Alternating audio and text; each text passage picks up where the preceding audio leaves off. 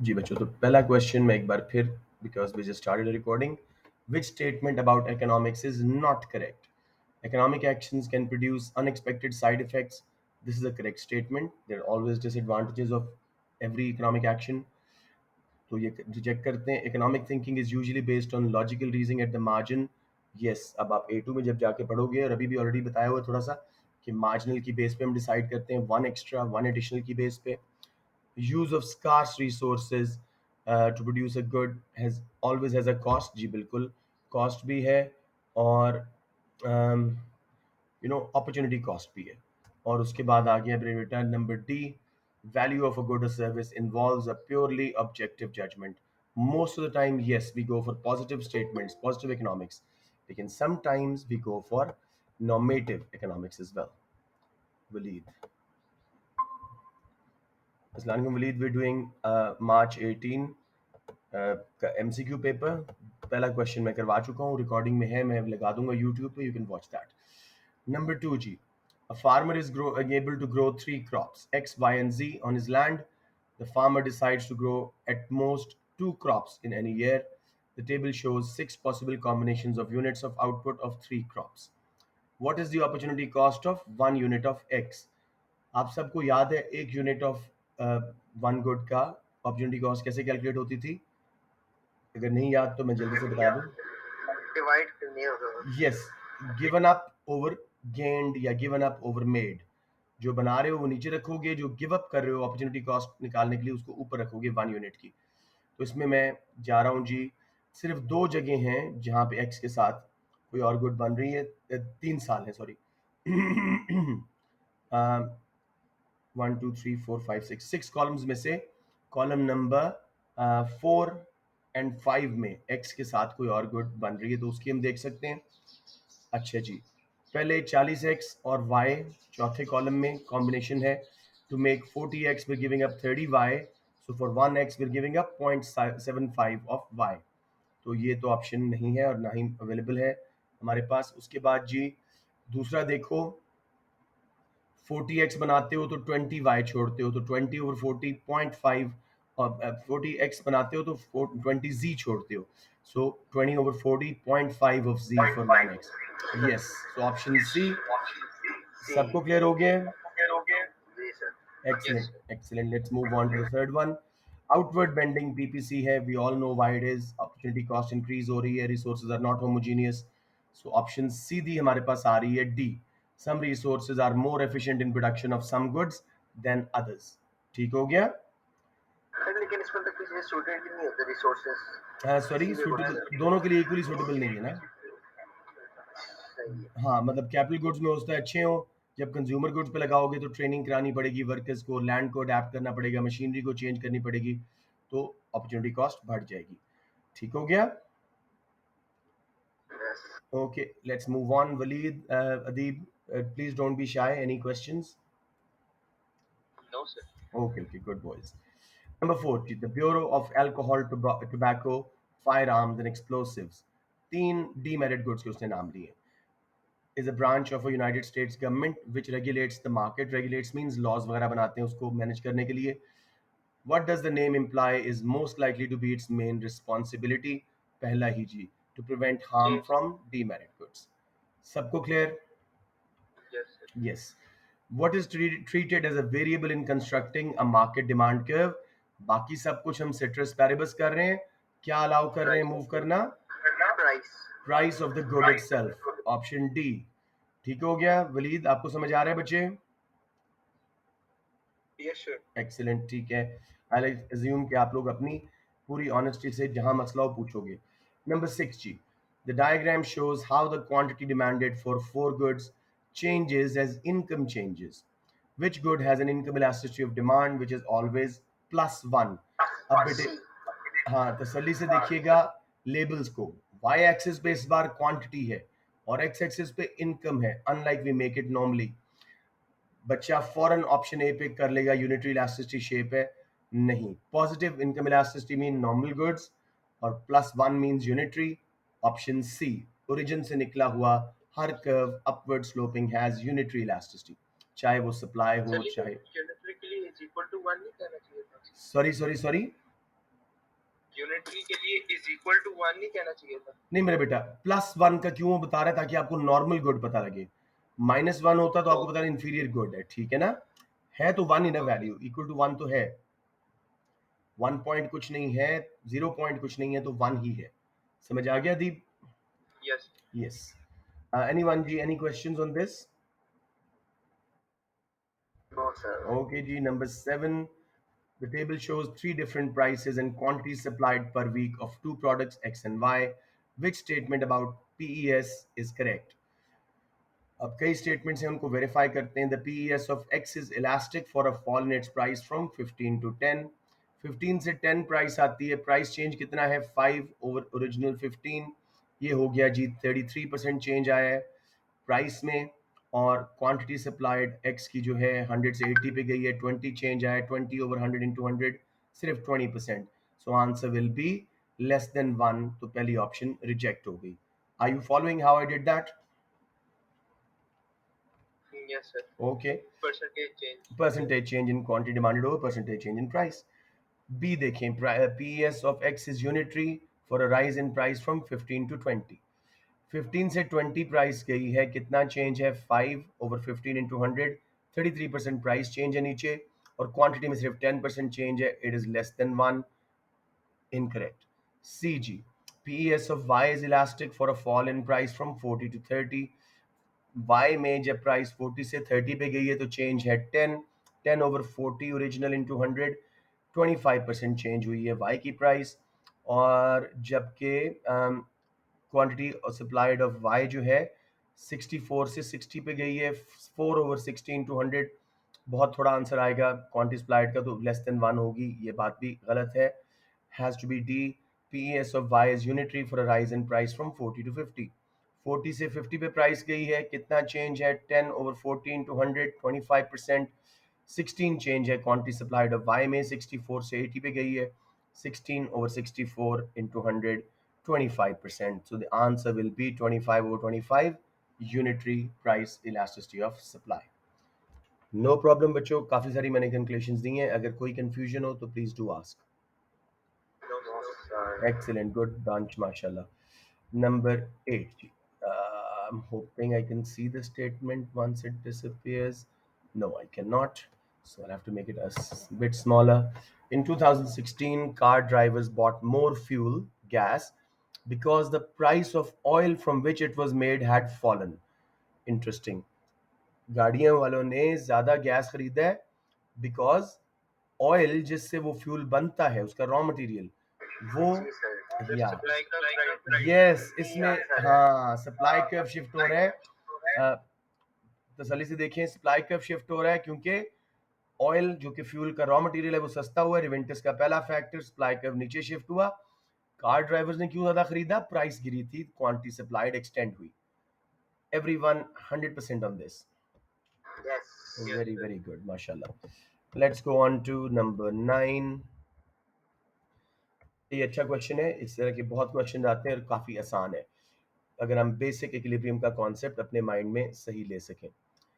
Let's see ji, the market demand for a product is made up of demand for from three firms, X, Y and Z. Table shows the demand for each firm and the market supply. What is the equilibrium price? कहाँ पे demand supply के बराबर हो रही है? तो supply तो हमारे पास डिफरेंट दी हुई है, मैं सही ऑप्शन पे जा रहा हूँ, $9 पे। जब हम कैलकुलेट करते हैं थ्री फर्म्स की demand, 2800 plus 2500 plus 2900, that will become 8200, which is equal to market supply of 8200। कहीं और पे ये बराबर नहीं आएगी। बच्चों क्लियर हो गया? सही है सर। वेरी गुड, शाबाश। Number 10, simply market for diamonds है जी, प्राइस P1 से P2 पे आई है, सप्लाई को क्या क्यों शिफ्ट हुआ? सर सी आंसर है। Rise in productivity of diamond miners, मार खाओगे साथ। बी है sir. Fall in tax on diamonds, मार खाएंगे आप भी। Sir D D. D, D is correct, D is correct. समझ रहे हैं? यस। हाँ, इतना आसान क्वेश्चन ना गलती होने का चांस होता है, तो give it it's at least 20 seconds, ठीक है। S1 टू S2, रिवेंटस का कोई फैक्टर कॉस्ट ऑफ प्रोडक्शन बढ़ने से लेफ्ट शिफ्ट हुआ है, सो ऑब्वियसली वेजेस इज रिवेंटस का हिस्सा, उससे कॉस्ट ऑफ प्रोडक्शन बढ़ेगी, सप्लाई लेफ्ट पे शिफ्ट होगी और प्राइस P1 से P2 पे जाएगी।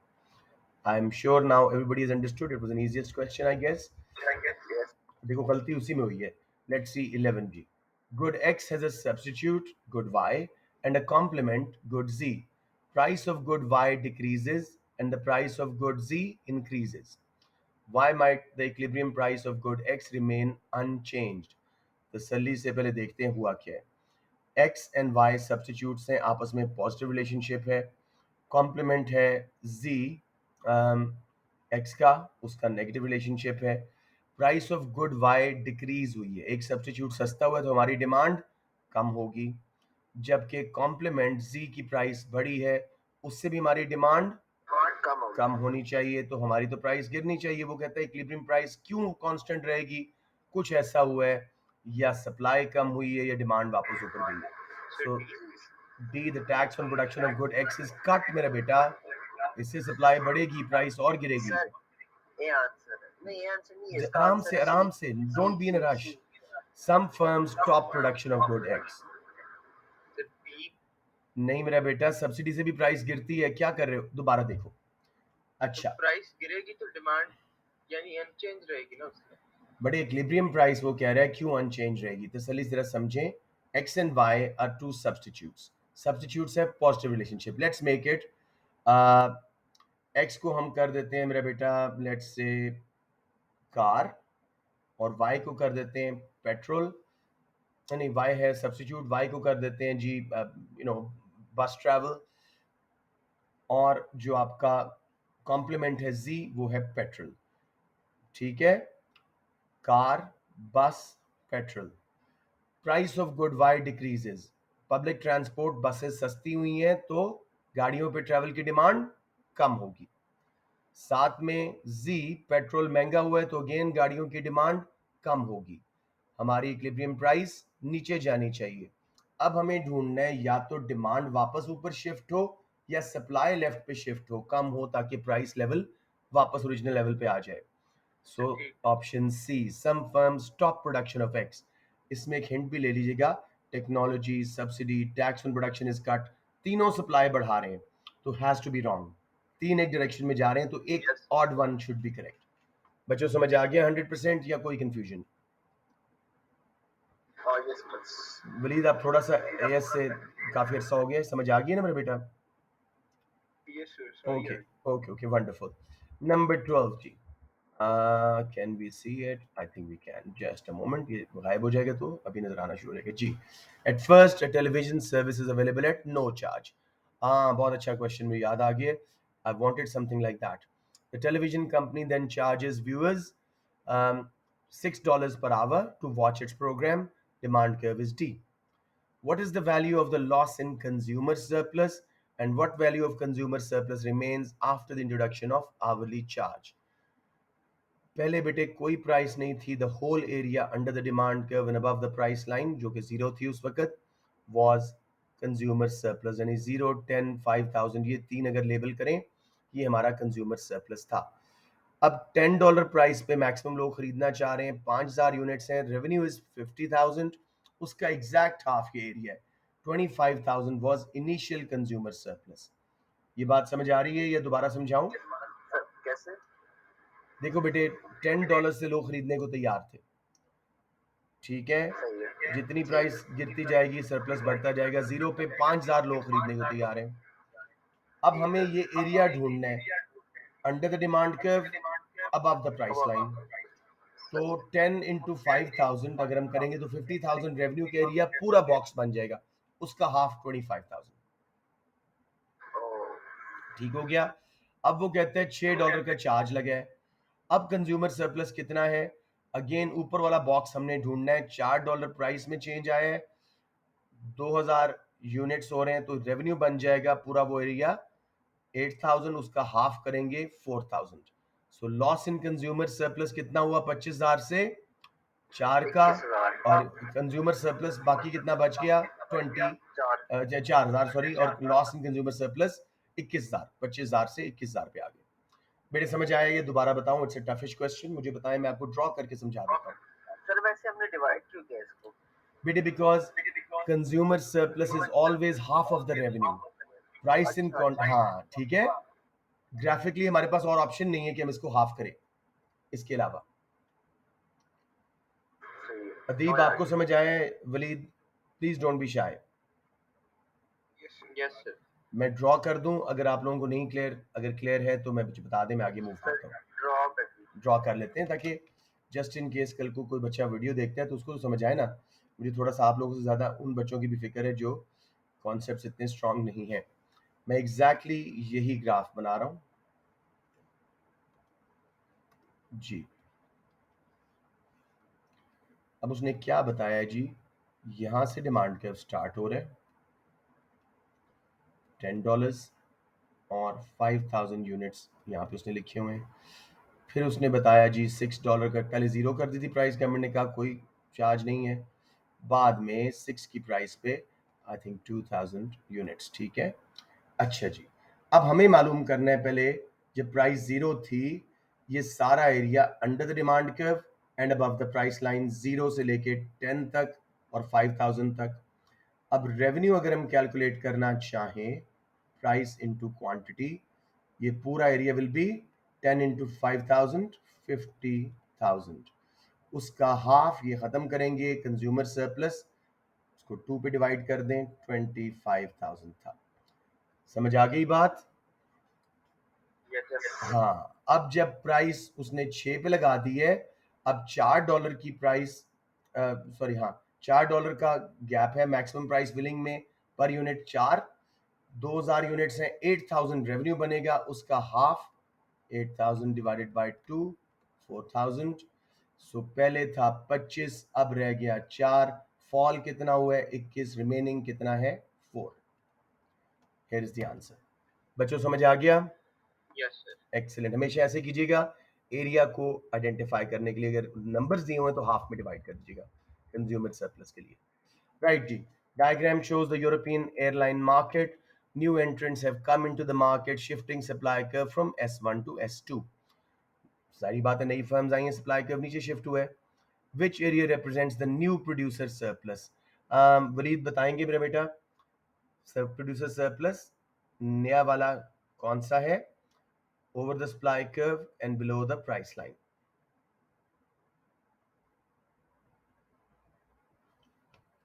Sir HNK।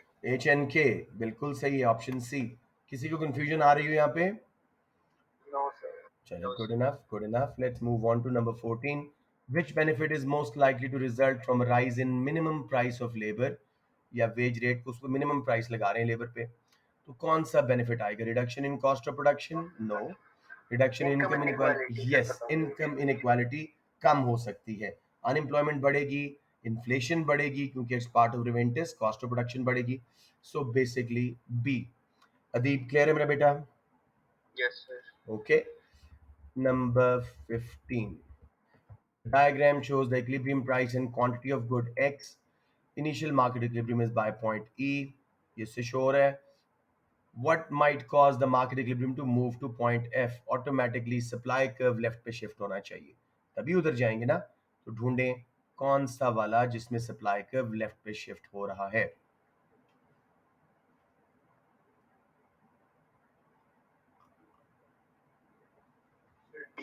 D. D. The imposition of a specific sales tax on producers of good X. समझ आ गया? वही रिवेंटिस का फैक्टर। वो उसमें डी आंसर। डी ऑप्शन सही है, जी। समझ आ गया, समझ आ सबको आ गया? Let's go to number 16। वैसा ही क्वेश्चन जैसे हमने पहले देखा था, थोड़ा सा आप लोगों को इन्वॉल्व करूंगा यहाँ पे ताकि सबको क्लियर हो। साथ आप जरा आ भी जाए तो बताइएगा नहीं। I'll start with Waleed. Table shows the demand and supply schedules for a product before and after government pays a subsidy of $4 per unit to the producers. Assuming that any extra sales are to new consumers, how much do the original consumers of the product save as a result of subsidy? इस question में वलीद सबसे पहले तो हमें equilibriums ढूंढने होते हैं। Initially ठीक है जी, पहला इक्विलिब्रियम कहाँ था, किस प्राइस पे before subsidy quantity demanded and supplied बराबर थे मेरा बेटा?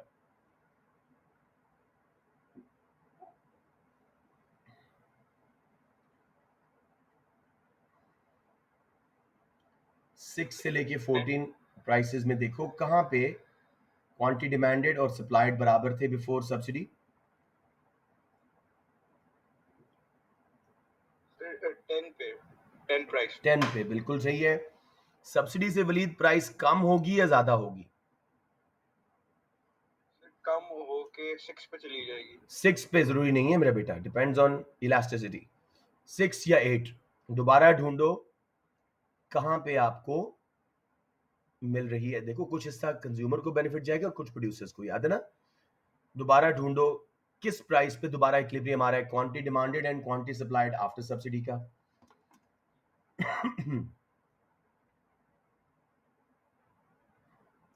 8 या 6 किस पे दोबारा इक्विलिब्रियम आ रहा है?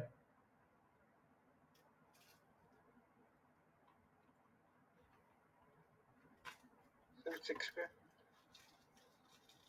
Very that's very simple. देखो क्वांटिटी डिमांडेड को कंपेयर करो क्वांटिटी सप्लाइड आफ्टर सब्सिडी से, कहां बराबर हो रहा है? 2 मिनट में आ जाओ, 2 मिनट में। हाँ श्योर जी, वलीद बताइए। सिर्फ टेबल देखो, $8 पे क्वांटिटी डिमांडेड एंड सप्लाइड बराबर हो रही है आफ्टर सब्सिडी या 6 पे?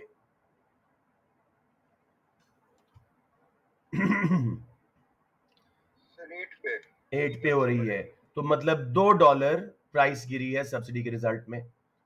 बराबर इलास्टिसिटी होंगी, कुछ प्रोड्यूसर को गया कुछ कंज्यूमर को। समझ आ गया Waleed? Yes sir. $2 per unit subsidy मिल रही है कंज्यूमर्स को, उनको जो बचत हो रही है। वो कहते हैं assuming any extra sales are to new consumers, ठीक है। How much do the original consumers of product save as a result of subsidy? Original consumers की क्वांटिटी डिमांडेड क्या थी? 150। वलीद को करें दें, 150 थी वलीद, ठीक है। Yes sir. नहीं समझ आ रहा आपको? ऐसे ही है ना? असल में वो समझ नहीं आ रहा कि पता कैसे चला कि इनिशियल हमारा 10 था। बेटे इनिशियल कैसे पता लग रहा है? पहला इक्विलिब्रियम, बाकी किसी जगह पे डिमांड और सप्लाई बराबर नहीं है। मार्केट्स इक्विलिब्रियम में होती है ना। Yes sir. सो $10 की प्राइस पे देखो quantity demanded and quantity supplied before subsidy बराबर थे, इसलिए पहला हमारा इक्विलिब्रियम $10 मिला। समझ आ गई वलीद? यस ठीक है सर। हाँ, फिर 8 पे आए, दोबारा सप्लाई और डिमांड बराबर हुई सब्सिडी के बाद, तो 50 यूनिट्स नए कस्टमर्स ले रहे हैं। वो कहते हैं ओरिजिनल कंज्यूमर्स यानी कि जो 150 यूनिट्स ले रहे थे उनको कितनी बचत हो रही है? अब बता दें वलीद।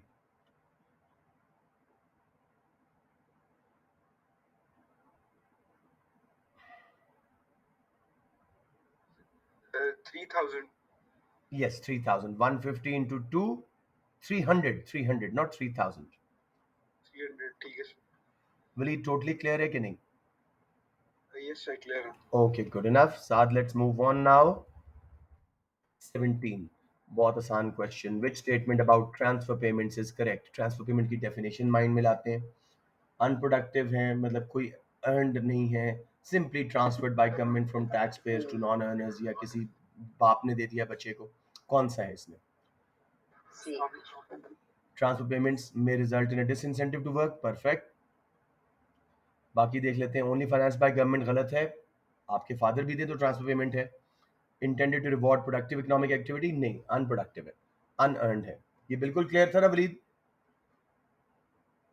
यस सर ये तो क्लियर। बहुत इजी था। Number 18, what is the major problem associated with the government directly providing the correct amount of a public good?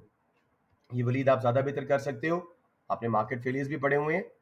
कहां गवर्नमेंट मार खा जाती है पब्लिक गुड्स की राइट अमाउंट प्रोड्यूस करने में?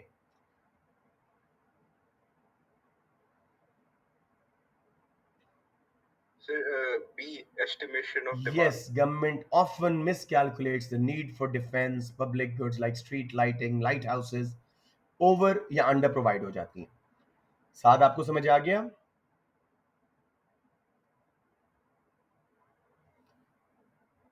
साथ आर यू देयर? शायद इनका कोई ग्लिच आ रहा है इंटरनेट में। बच्चा ये बहुत अच्छा है, वुड हैव आंसर्ड, या मुझे आवाज नहीं आ रही। प्राइवेट प्रोड्यूसर से कंपटीशन नहीं होता क्योंकि free market public goods provide ही नहीं करती। इंक्रीज्ड ट्रेड डाइवर्जन वो कॉन्सेप्ट है इंटरनेशनल ट्रेड का, जब बैरियर्स लगते हैं और एक जोन बना लेते हैं, बाहर से बैरियर लगा लेते हैं, अंदर फ्री ट्रेड कर रहे होते हैं, तो ट्रेड डाइवर्ट हो जाती है, डिफ्लेक्ट हो जाती है. Rivalry in consumption is not a characteristic of public goods, that is a characteristic of private goods. Number 19, an aggregate demand curve slopes downward from left to right. आपको तीन motives बताए थे. वलीद आपको शायद ये क्लास अटेंड ना की हो, आई एम नॉट श्योर. जब भी प्राइस लेवल गिरता है एग्रीगेट डिमांड क्यों बढ़ती है? तीन रीजंस हैं. एक तो रियल इनकम या मनी बैलेंसेस की रियल वैल्यू बढ़ती है, लोग ज़्यादा कंजम्पशन करते हैं. प्राइस गिरने से रियल वैल्यू ऑफ मनी बढ़ी, ज़्यादा स्पेंडिंग हुई, उससे नीचे आया, स्लोप हुआ, on the curve movement. Secondly, आपकी एक्सपोर्ट सस्ती हो जाती है प्राइस लेवल गिरने से, और एग्रीगेट डिमांड कर्व के ऊपर एक्सटेंशन आती है, वो ज़्यादा बिकती हैं, इंपोर्ट्स महंगी लगती हैं, आप कम खरीदते हो. राइट जी. और आखिरी इसका, जब प्राइस गिरती है तो इंटरेस्ट रेट कम करने पड़ते हैं, बिकॉज डिमांड फॉर लोन्स गिर जाती है, क्योंकि लोग खुद अफोर्ड कर पा रहे होते हैं. तो ये तीन में से कोई एक होगा, देखिएगा कौन सा सही है.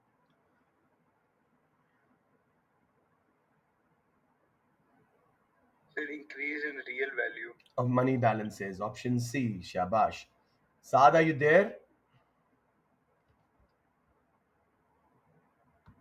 सर मैं आ गया हूँ. ओके ओके, अदीब आप आ गए हैं, गुड. साद का कोई इशू लग रहा है. हुसैन बट भी आ गए हैं. Hussain, how are you? इतना लेट क्यों आए हो बच्चे? सर लेट उठ गया था. जरा टाइम पे मेरा बेटा. शाबाश. इसमें काफ़ी अच्छे क्वेश्चन है, मैं ये यूनिट पोस्ट कर रहा हूँ, ये करके ना पेपर यूट्यूब पे देख लीजिएगा. अच्छा जी. Number 20, in the diagram an economy is initially in equilibrium at point X. वहाँ पे फोकस रखो, पॉइंट एक्स पे थे हम. Government increases spending on education, पहला फैक्टर. इससे कौन सा कर्व किधर शिफ्ट होगा, सोचें.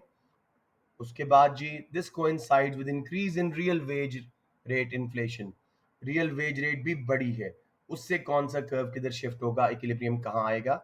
Anyone? C. Sorry, C. No. O yes yes, you right. पहले एग्रीगेट डिमांड बी पे आ गया, फिर सी पे. शाबाश. गवर्नमेंट ने स्पेंडिंग एजुकेशन पे बढ़ाई, शॉर्ट रन में एग्रीगेट डिमांड बाहर शिफ्ट हुई, बी पॉइंट पे आ गए. अब वेज रेट बढ़ा, cost push inflation, short run aggregate supply leftward shift हुआ, सी पे आ गए. शाबाश अदीब. सबको समझ आ गया बच्चों? Yes sir. Excellent. 21. During 1 year, the national output of a country, valued in terms of money prices, increased by 8%, while the index of prices, yani inflation of all goods and services produced in the country, increased by 3%. By how much did the real national output increase? वैसे अभी ये topic हमारे course में नहीं है, लेकिन कोशिश करें, बहुत लॉजिकल है. 8% से आप वलीद कर सकते हो, आपने A2 में किया है.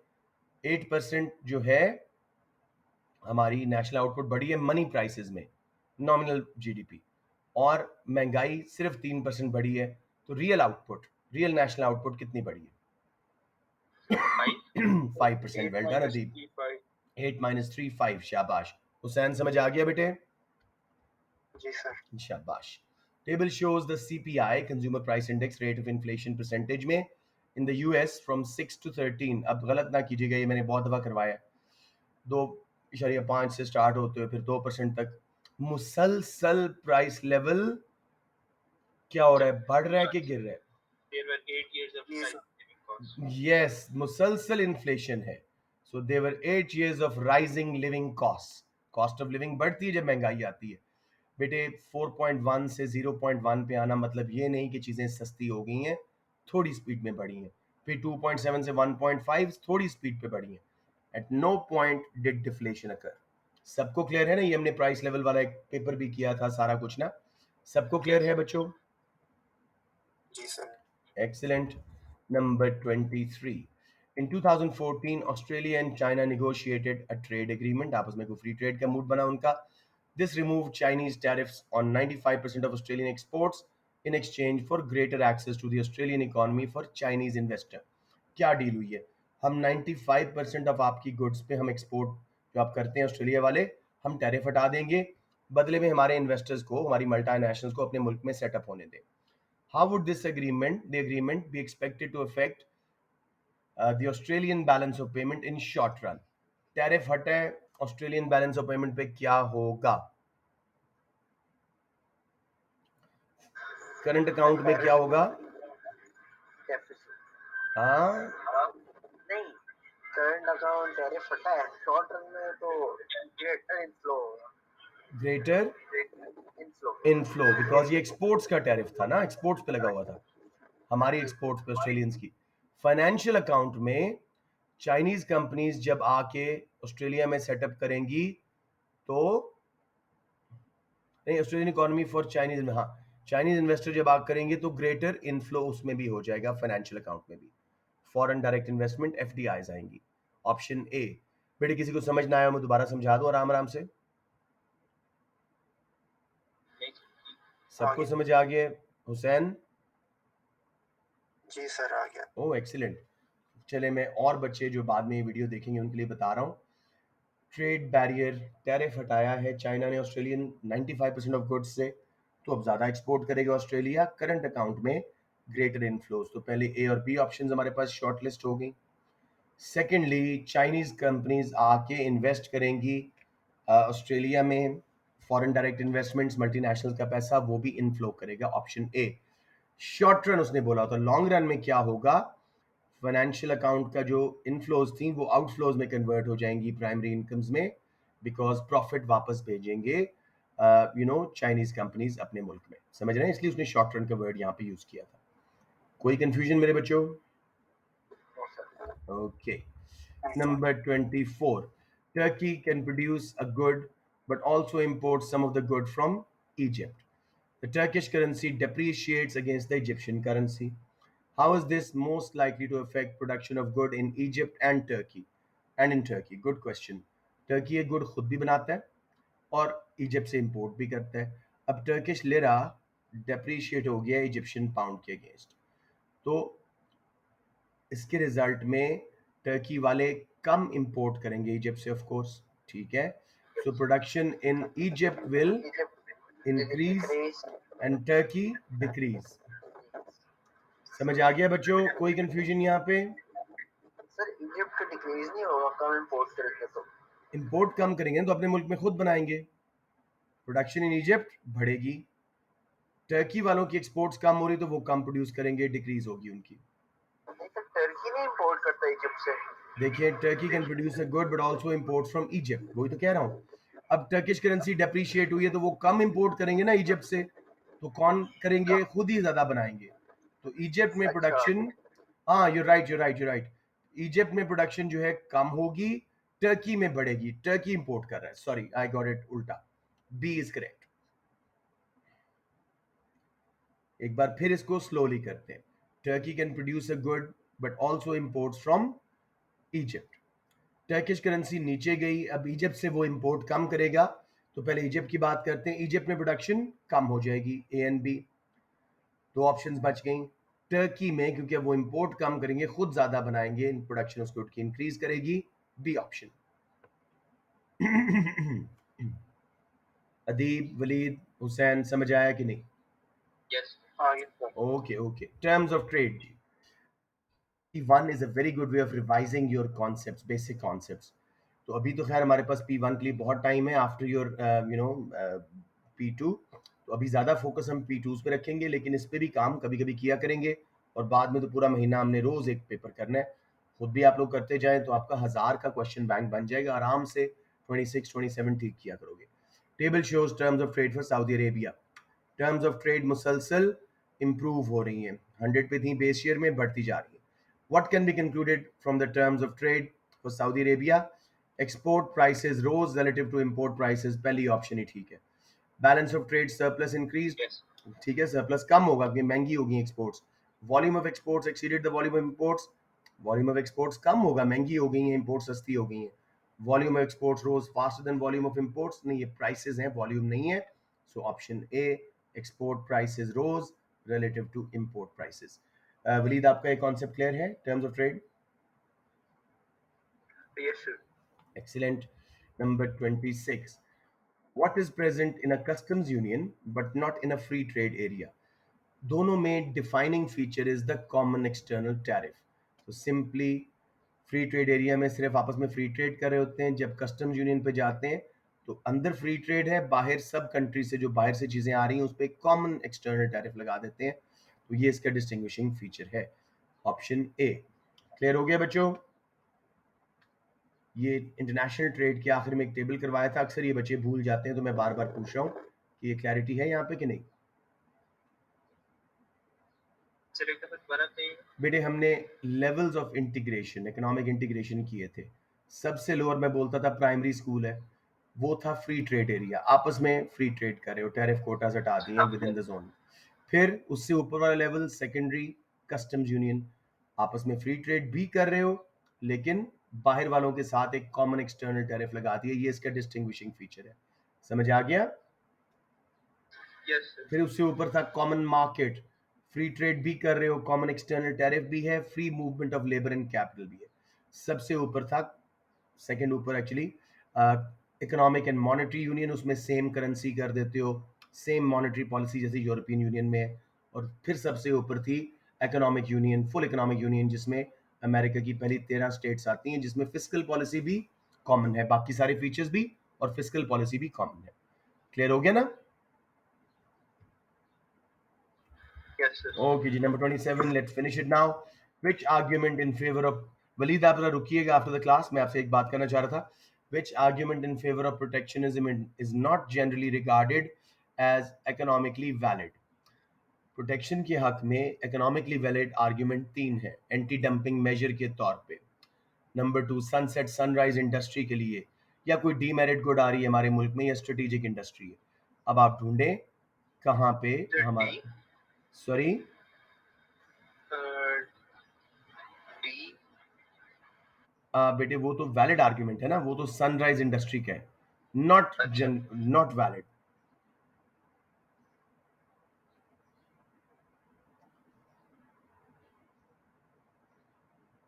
ए ही है। ए है increase the living standard of population in general, no that is not an economically valid argument.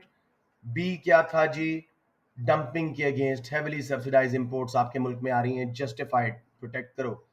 सी और आप में आ रहा है वर्कर्स को इतना टाइम मिल जाए डिक्लाइनिंग इंडस्ट्री के कि वो रीट्रेन कर जाए अदर वर्क के लिए, ये भी वैलिड आर्ग्यूमेंट है।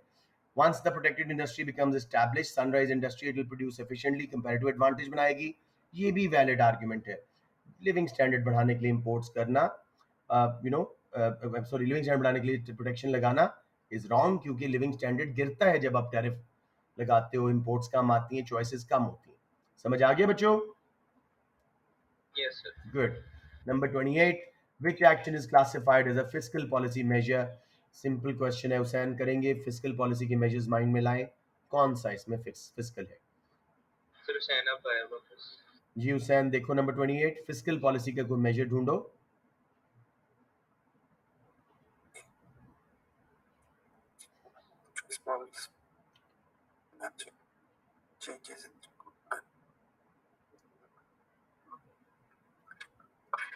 फिस्कल पॉलिसी के मेजर थे गवर्नमेंट स्पेंडिंग एंड टैक्सेशन। जी। तो देखो कौन सा आपको नजर आ रहा है यहाँ पे।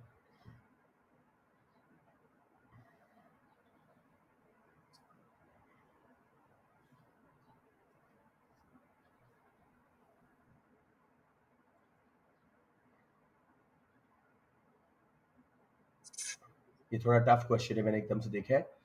करेंसी फिक्स करना दूसरी करेंसी के साथ, ये मॉनेटरी का, एक्सचेंज रेट को डीवैल्यू या सर रीवैल्यू बी करना। आंसर। बी आंसर है। गवर्नमेंट डेट, लोन ले लेके जो आप स्पेंडिंग कर रहे थे उसको मैनेज कर रही है गवर्नमेंट, तो ये हमारा फिस्कल मेजर है।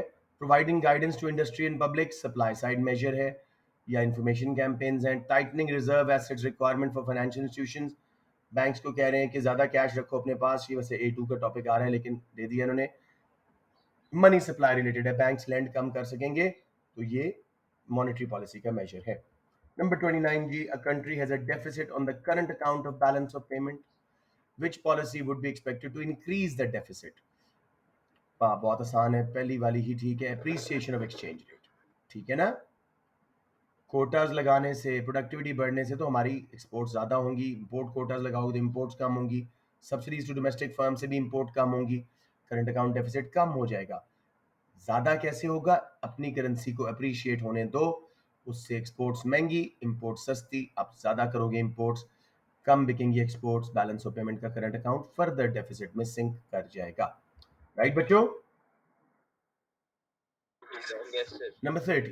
Which type of policy would have the most immediate effect in dealing with a deflationary economic downturn? Downturn means recession. Deflationary means aggregate demand गिरने से. थोड़ा सिलेबस फर्क था, I must say. तो खैर देख लें जी क्या कर सकते हैं हम.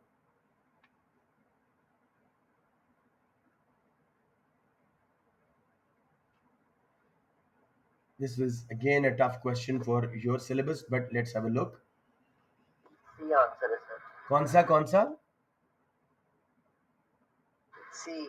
No, C is supply side policy. ये लॉन्ग टर्म में होएगा. वैसे आप कह सकते हो कि इससे एग्रीगेट डिमांड बढ़ेगी वक्ती तौर पे. Increasing liquidity by assisting banks to lend more. Money supply बढ़ा रहे हो बैंक्स के थ्रू. ये थोड़ा सा फर्क था उस वक्त सिलेबस, तो I do understand why you struggling. Budget surplus करना डिफ्लेशनरी मजीद हो जाएगा. ये हमारी वो है contractionary fiscal policy. Surplus budget mean ज्यादा टैक्स ले रहे हो, कम स्पेंड कर रहे हो. Increasing liquidity by assisting banks to lend more. Yes, उससे मनी सप्लाई बढ़ेगी, इंटरेस्ट रेट कम होगा and all that. Expansionary monetary policy सही यूज की है. Investing in projects to improve transport networks. बहुत अरसे बाद बेटे लॉन्ग रन एग्रीगेट सप्लाई बढ़ेगी. यस, वक्ती तौर पे डिमांड बढ़ सकती है. So why not this? I would say B, क्योंकि monetary policy is faster than government spending. समझ रहे हो ना? Switching the burden of taxation from earning to spending. इससे तो और ज्यादा इन्फ्लेशन आए. हाँ ये देखो. I think this is better. Wait. Switching the burden of taxation from earning to spending. Deflationary effect. Sorry. Effect in dealing with deflationary. Why not D? 1 minute. Tax इसका मतलब कम करते हैं. Earning to spend. Switching the burden of taxation from earning to spending. आप अब indirect taxes ज्यादा लगा रहे हो, डायरेक्ट कम लगा रहे हो. उससे immediately inflation आती है. ये सही लग रहा है मुझे. Can somebody check the mark scheme? March 18, question paper 12. Set करने लगा. Sure. And then why not B? And D and D दोनों में से एक होना चाहिए. I would still go for D. Indirect taxes लगने से इमीडिएटली कॉस्ट ऑफ प्रोडक्शन बढ़ेगी, डिफ्लेशनरी इफेक्ट कम हो जाएगा. लेकिन इकोनॉमिक डाउन टर्न भी खत्म करना है.